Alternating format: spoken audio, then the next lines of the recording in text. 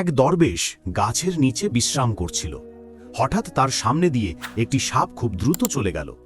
দরবেশ ভাবল, নিশ্চয়ই এটি কোনো বিশেষ উদ্দেশ্যে যাচ্ছে। সেও সাপের পেছনে চলতে শুরু করল।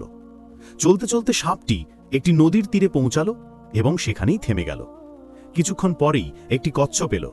সাপটি কচ্ছপের পিঠে চড়ে নদী পার হতে লাগল। দরবেশও নদীতে ঝাঁপ দিল এবং সাঁতরে সাপের পেছনে চলল। সাপ নদী পার হয়ে এগিয়ে গেল।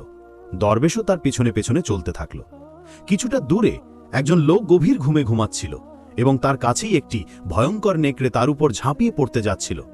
ঠিক সেই মুহূর্তে সাপটি বিদ্যুতের মতো ছুটে গিয়ে সেই নেকড়েকে ছোবল মারল। নেকড়েটি টলতে টলতে জঙ্গলের দিকে পালিয়ে গেল।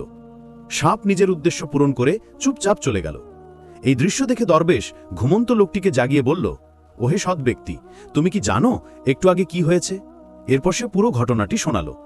এই কথা শুনে লোকটি কাঁদতে লাগলো এবং বলল, আমি সৎ নই, বরং একজন পাপীও মদ্যপ। আমার জীবন পাপে ডুবে আছে। এই কথা শুনে দরবেশ সিজদায় পড়ে গেল এবং দোয়া করতে লাগলো, হে আল্লাহ, তুমি একজন পাপী বান্দাকে বাঁচানোর জন্য এত বড় আয়োজনকে গতি দিয়েছ, আর আমি ছোট ছোট সমস্যায় পড়ে থাকি যে আমার কি হবে। নিঃসন্দেহে তুমিই সবচেয়ে ভালো জানো যে আমাদের জন্য কি ভালো।